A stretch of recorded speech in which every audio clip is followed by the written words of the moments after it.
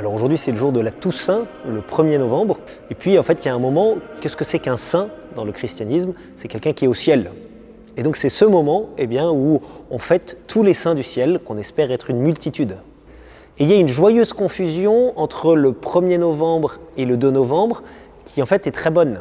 Parce que le 1er novembre, on fête la Toussaint, donc tous ceux qui sont au ciel, et on se réjouit de tous ceux qui sont au ciel.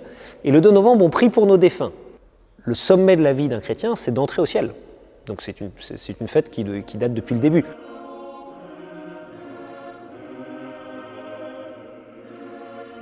La Toussaint, c'est deux mots, tous les saints, donc tous ceux qui sont au ciel. Vous savez, le principe du christianisme, c'est qu'il n'y a pas une frontière étanche entre le ciel et la terre. C'est que vous avez une belle fresque, si vous regardez par exemple la chapelle Sixtine à Rome, on voit le doigt de Dieu qui arrive du ciel et le doigt de l'homme, de Adam, qui se touche.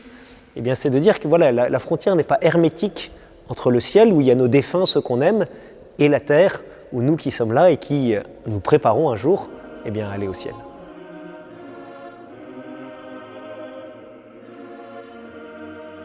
La définition large du saint, c'est-à-dire qu'un saint, c'est quelqu'un qui est au ciel. Et après, il y a ceux qu'on a mis particulièrement en lumière, qui sont les saints canonisés, ceux que l'Église a identifiés comme étant particulièrement des modèles qui nous sont donnés et qui sont au ciel. Et alors, pour être canonisé, il y a quelques critères très, très clairs. Un premier critère, c'est il faut qu'à la mort de la personne, spontanément, les gens autour se disent « cette personne était un saint et je vais lui demander d'intercéder auprès de Dieu pour moi ». Le deuxième critère, c'est ce qu'on appelle l'héroïcité des vertus.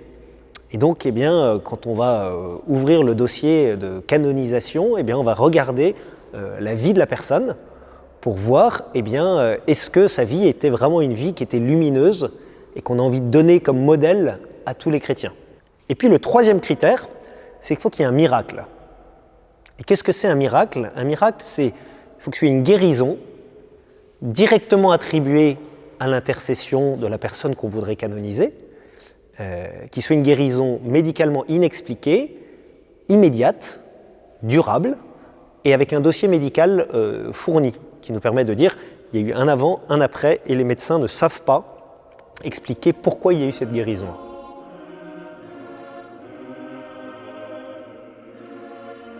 C'est l'évangile des béatitudes. C'est un évangile qui est très particulier parce que c'est d'abord les premières paroles que Jésus donne en public. Et donc ça commence par « heureux ». Béatitude, c'est « heureux ». Donc « heureux les pauvres de cœur »,« heureux ceux qui sont persécutés pour la justice »,« heureux ». Et en fait, la particularité de ce texte, c'est que la plupart des béatitudes, elles sont au futur. Et donc elles nous décrivent à quoi va ressembler le ciel. Dans notre vie quotidienne, comment se rapprocher de la béatitude? Il n'y a qu'une manière.